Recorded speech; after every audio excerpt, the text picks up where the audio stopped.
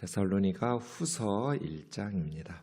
바울과 실루아노와 디모데는 하나님 우리 아버지와 주 예수 그리스도 안에 있는 데살로니가인의 교회에 편지하노니 하나님 아버지와 주 예수 그리스도로부터 은혜와 평강이 너희에게 있을지어다. 형제들아, 우리가 너희를 위하여 항상 하나님께 감사할지니 이것이 당연함은 너희의 믿음이 더욱 자라고 너희가 다 각기 서로 사랑함이 풍성함이니, 그러므로 너희가 견디고 있는 모든 박해와 환난 중에서 너희 인내와 믿음으로 말미암아 하나님의 여러 교회에서 우리가 친히 자랑하노라. 이는 하나님의 공의로운 심판의 표요 너희로 하여금 하나님의 나라에 합당한 자로 여김을 받게 하려 함이니 그 나라를 위하여 너희가 또한 고난을 받느니라. 너희로 환난을 받게 하는 자들에게는 환난으로 갚으시고 환난을 받는 너희에게는 우리와 함께 안식으로 갚으시는 것이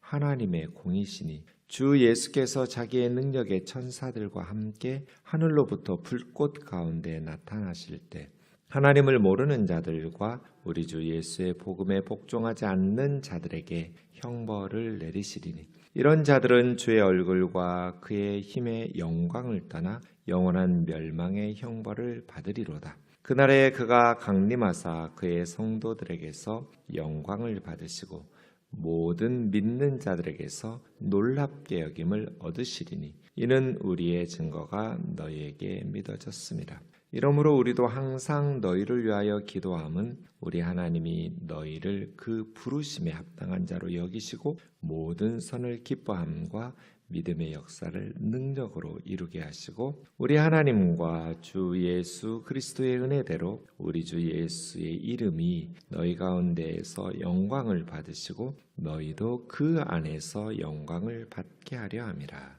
아멘. 데살로니가 교회에 보낸 바울의 두 번째 편지입니다. 바울과 실로아노와 디모데는 바울의 편지입니다. 근데 같이 동역하고 있는 실라와 디모데를 함께 이름에 쓰고 있습니다. 이것이 바울 서신의 특징 중에 하나죠.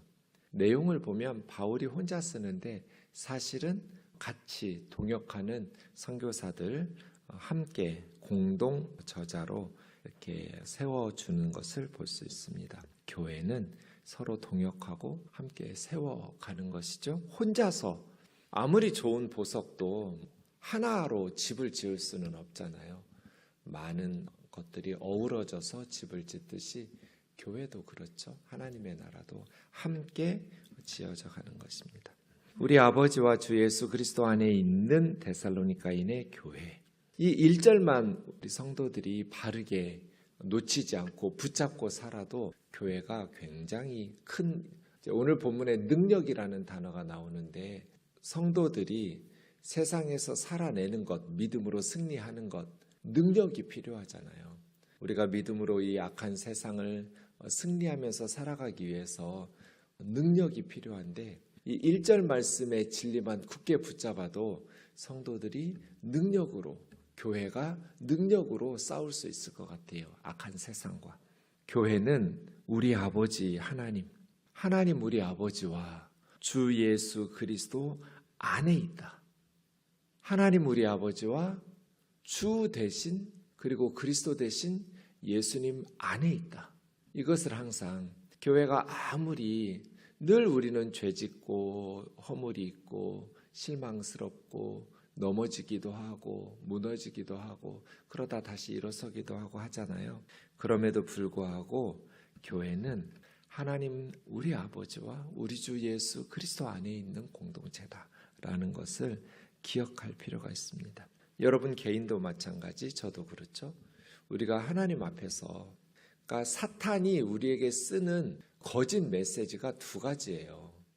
첫 번째는 너 같은 게 하나님의 사랑을 받을 자격이 있어? 하나님이 너 같은 거를 귀하게 여기실 줄 알아? 제가 이렇게 신방하고 상담해 보면 그런 질문 많이 해요. 목사님, 하나님이 정말 나도 사랑하실까요?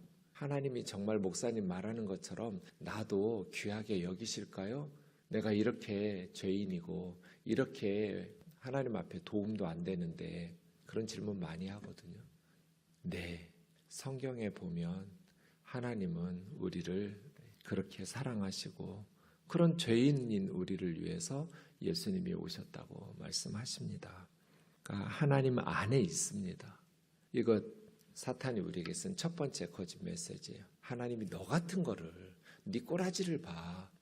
그래서 우리를 완전히 넘어져서 일어나지 못하도록 회개하고 다시 하나님 앞에서 상한 갈 때 꺼져가는 촛불을 다시 활활 일으켜 세우시고 꺾지 않으시고 불꽃을 타오르게 사명 감당하게 하시는 그 하나님의 말씀을 의심하게 하죠.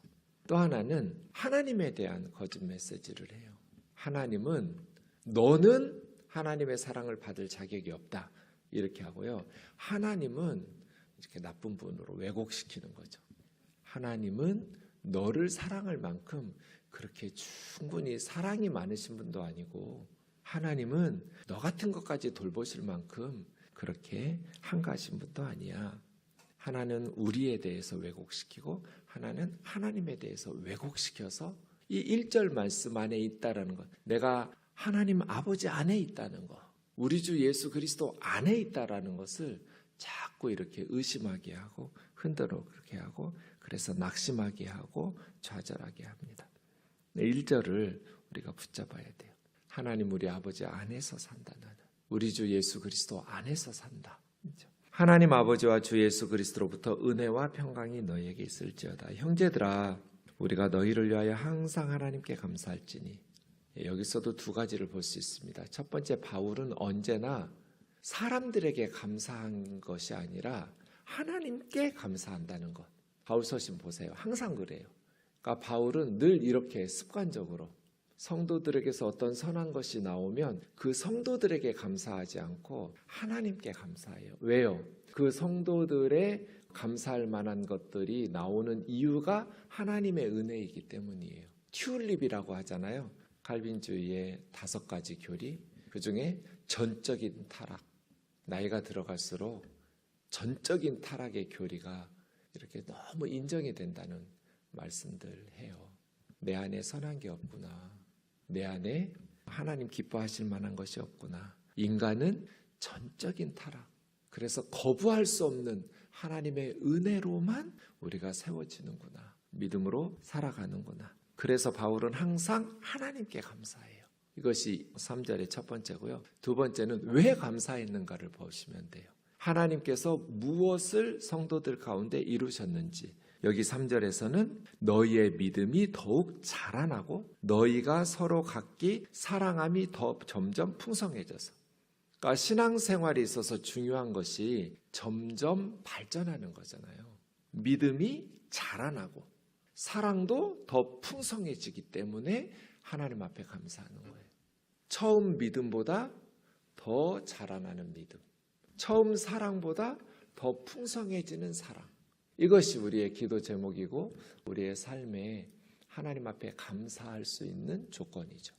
나도 그렇지만 우리 자녀들도 우리 교회도 믿음이 점점 자라나는, 그리고 사랑도 점점 풍성해지는, 믿음이 자라날수록 사랑이 점점 더 풍성해지는 것, 그것이 정상이잖아요. 그래서 하나님 앞에 감사하고 있어요. 데살로니가 교회 성도들의 상황이 어떠한가? 어느 교회보다 박해가 심했을 거예요. 어느 도시보다 데살로니가에 있는 유대교 회당의 유대인들이 더 극렬하게 바울의 선교와 교회를 박해했거든요. 그러므로 너희가 견디고 있는 모든 박해와 환난 중에서, 그러니까 그들의 믿음이 자라나는 것이 그냥 평안할 때가 아니라 엄청난 박해와 환난 가운데서 믿음이 점점 자라난 거거든요. 그래서 어떻게 보면 박해와 환난이 믿음이 자라나게 하기도 하고 믿음이 완전히 그냥 무너져 버리게도 하는 그러한 조건이기도 한데, 자라나는 성도들에게 있어서는 환난과 박해가 정말 더 일사각오의 신앙으로 하나님 앞에 매달리게 하기 때문에 어려움과 이 박해와 환난이 그들의 믿음이 자라나는 일에 있어서 더 유익한 환경이었나 이런 생각도 하게 됩니다. 너희가 모든 박해와 환난 중에서 인내와 믿음으로 말미암아 하나님의 여러 교회에서 우리가 친히 자랑하노라. 데살로니가 교회를 보라고. 내가 충분히 영적인 양육을 할 수 있을 만큼 시간도 없었는데 지금 고린도에서는 1년 반이 있었잖아요. 데살로니가는 그렇게 오래 있지 못했어요. 그렇게 충분히 양육을 해주지 못했음에도 불구하고 저 엄청난 박해와 환난 중에서도 저렇게 믿음이 자라나고 성도들이 인내하면서 하나님의 사랑을 실천하고 있지 않느냐, 이렇게 자랑한다는 거죠. 여러 교회에서. 이는, 이 5절의 이는이 뭐예요? 데살로니가 교회 성도들이 받고 있는 박해죠. 박해와 환난. 너희가 당하고 있는 박해와 환난은 하나님의 공의로운 심판의 표이다. 하나님께서 공의로운 심판을 하신다는 분명한 표시가 될 것이다. 너희가 또한 하나님 나라에 합당한 자로 여김을 받게 하려 함이니, 박해가 하나님 나라에 들어가게 하는 것이 아니라 박해와 환난을 견디면서 믿음으로 살아가고 있는 성도들의 하나님 나라에 합당한 자라는 분명한 표죠. 평소에는 믿음이 잘 드러나지 않아요. 근데 엄청난 고난과 역경, 상상하지도 못했던 어떤 환난이 있을 때, 그럼에도 불구하고 그 환난 때문이 아니라 그 환난 중에서 예수 그리스도를 붙드는 믿음이 견고한 모습을 보면 이 사람 구원받은 사람이죠. 하나님 나라에 합당한 사람이에요. 환난과 박해 가운데에서도 예수 그리스도를 붙드는 믿음을 붙잡고 있다라는 것 말이에요. 그 나라를 위하여 너희가 또한 고난을 받으리니, 그리스도의 나라를 위해서 고난을, 그 시대에는 고난이 필수죠. 그거를 견뎌내지 못하면 다시 유대교 회당으로 돌아가야 돼요. 예수 그리스도 포기하고 기독교 포기하고. 너희로 환난을 받게 하는 자들에게는 환난으로 갚으시고, 하나님이 언젠가 그렇게 공의로운 심판을 하시겠죠. 교회와 성도들을 박해하고 환난하는 그런 박해자들에게는 하나님께서 그들이 끝까지 회개하고 예수 그리스도를 영접하지 않으면 환난으로 갚아주시고, 환난을 당하는 너희에게는 안식으로 갚으시는 것.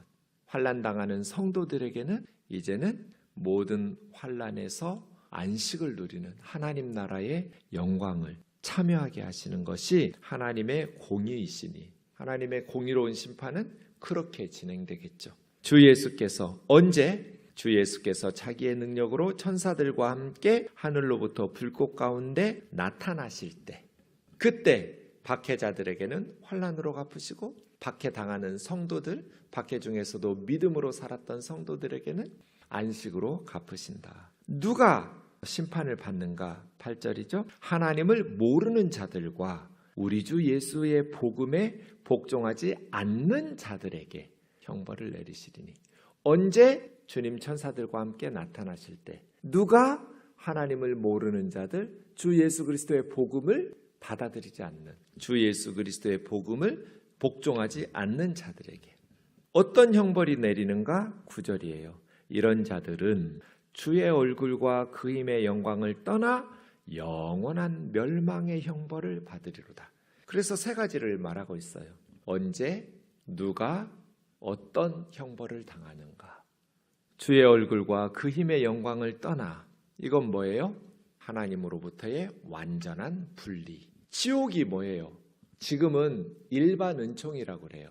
성경과 예수 그리스도를 믿는 성도들만 누리는 은총을 특별 은총이라면, 구원받는 거, 성령의 은혜로 인도하심 받는 거, 이런 것들이 특별 은총이라면, 예수님을 믿지 않는 모든 세상 사람들도 함께 누리는 은총을 일반 은총이라고 그래요.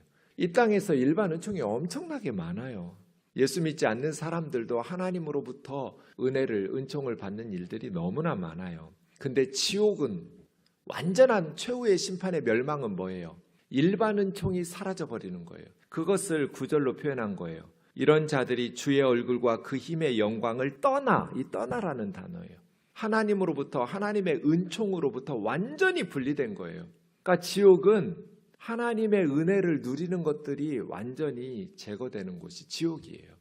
완전한 사망, 완전한, 죽을래다 죽을 수도 없는 영원한 형벌, 영원한 멸망의 형벌을 받으리로다. 생명의 근원이신 하나님으로부터 완전히 분리돼서, 나뭇가지가 나무 본체에서 완전히 분리되면 죽은 거잖아요. 그래서 예수 믿지 않는 사람들, 하나님을 모르는 자들, 주 예수의 복음을 복종하지 않는 자들은 죽어가는 사람들이 아니라 이미 영적으로 보면 죽은 자들이에요. 우리가 예수 믿기 전에는 죽어 있었어요. 에슬골골 골짜기에 마른 뼈처럼, 뼈가 말랐다는 건 죽은 지 오래됐다는 뜻이잖아요. 예수 그리스도를 믿을 때 하늘로부터 생기가 임해서 다시 마른 뼈들이 살아나고 하나님의 군대로 살아난 거죠. 예수님을 믿기 전에 우리는 생명의 근원이신 하나님으로부터 분리되어 있기 때문에 이미 죽은 거예요. 나뭇가지가 본체에서 분리돼도 잠깐 살아있는 것처럼 보이지만 죽은 거잖아요.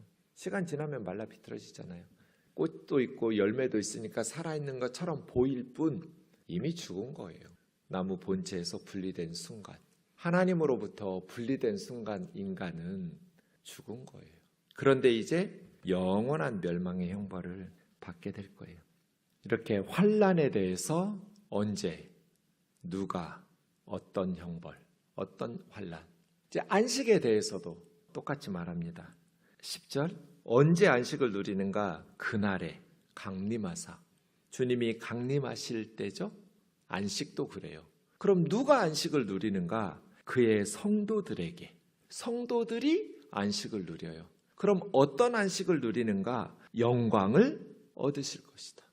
성도들 안에서, 그러니까 안식을 누리는 성도들은 관객처럼 구경만 하지 않을 거예요. 그 안식에 참여하고 동참할 거예요. 남이 안식을 누리는 걸 구경하는 것이 아니라 주님께서 우리 하나님의 백성들을 부활의 주님과 같이 변화시켜서 하나님 나라의 영원한 안식에 들어가게 하셔서 영광을 얻게 하시고 또 성도들에게서 주님은 영광을 받으실 것이고 모든 믿는 자들에게서 기이 여김을 얻으시리라. 성도들이 밤낮 하나님을 찬송하면서 주님을 높이고 예배하고 찬송할 거거든요. 그런 안식이에요. 주님이 강림하실 때 성도들이 주님의 영광을 누리고 또 주님께 영광을 돌리고 그렇게 주님 안에서 기이 여기심을 너무나 놀랄 거예요. 우리가 천국에 가면 상상을 초월할 테니까요. 그래서 밤낮 주님을 찬송하고 구원의 기쁨과 감격과 감사의 찬송을 올릴 거예요. 그런 안식이에요. 그래서 두 가지가 나와요. 어떤 환난인가, 어떤 안식인가, 언제, 누가, 어떤, 이렇게 세 가지씩 두 세트가 나옵니다. 11절과 12절은 기도입니다. 이러므로 우리도 항상 너희를 위하여 기도함은, 제가 언제나 기도함은 이런 거 나오면 몸과 마음을 이렇게 정돈하라고 말씀드리죠. 거인의 숲에 들어가는 순간입니다. 영적 거인의 기도를 배워서 우리의 기도가 변해야 우리의 신앙이 자라납니다. 그렇게 말했잖아요. 뭐 기도하는지 보세요. 우리 하나님이 너희를 그 부르심에 합당한 자로 여기시고 모든 선을 기뻐함과 믿음의 역사를 능력으로 이루게 하시고, 우리는 하나님의 부르심에 합당한 자로 살아야 돼요. 하나님께서 그렇게 여기시도록. 그리고 모든 선한 것을 기뻐해야 돼요. 이게 성도예요. 모든 선한 것을 기뻐하는 성도. 그리고 믿음의 역사를 능력으로, 제가 아까 1절에 능력이라는 단어 나온다고 그랬잖아요. 믿음의 역사를 이루어가려면 능력이 필요해요. 우리 그리스도인들에게는. 그래서 능력으로 이 험한 세상, 악한 세상을 믿음으로 승리하면서 살아가려면 능력이 필요해요. 능력이. 그래서 이걸 구해야 돼요. 하나님의 부르심에 합당한 자, 선한 것을 기뻐하고 능력으로 믿음의 역사를 이루어가는 자. 믿음은 언제나 동사라고 그랬잖아요. 지적인 동의이고 정체 있는 명사가 아니라 행하는 믿음, 죽은 믿음이 아니라 살아 역사하는 믿음. 그래서 믿음의 역사를 이루어가야 돼요. 열매 맺으면서 이루어가야 되는데 이 일을 위해서는 능력이 필요해요. 죽어가는 가족들 전도해야 돼요. 우리에게는 연약해요. 뭐가 필요해요? 능력이 필요해요. 하나님 앞에 기도하고 복음을 전하면서 능력으로 모든 선한 것을 기뻐하면서 믿음의 역사를 능력으로 이루어가게 해달라고 바울은 간절히 기도하는 거죠. 우리 하나님과 주 예수 그리스도의 은혜대로 우리 주 예수 그리스도의 이름이 너희 가운데서 영광을 얻으시고 너희도 그 안에서 영광을, 이게 안식이었잖아요. 영광을 얻으시는 것이 10절의 안식이었는데 12절에 이제 기도 가운데도 나와요. 그 결과가 뭐냐는 거예요. 11절의 결과, 12절이어야 돼요. 하나님께 영광. 우리가 선을 기뻐하고 믿음의 역사를 이루어서 우리 교회 자랑하고 우리 목사님 자랑하고 내 자랑하는 것이 아니라 하나님과 주 예수 그리스도께 영광을 돌리는 것.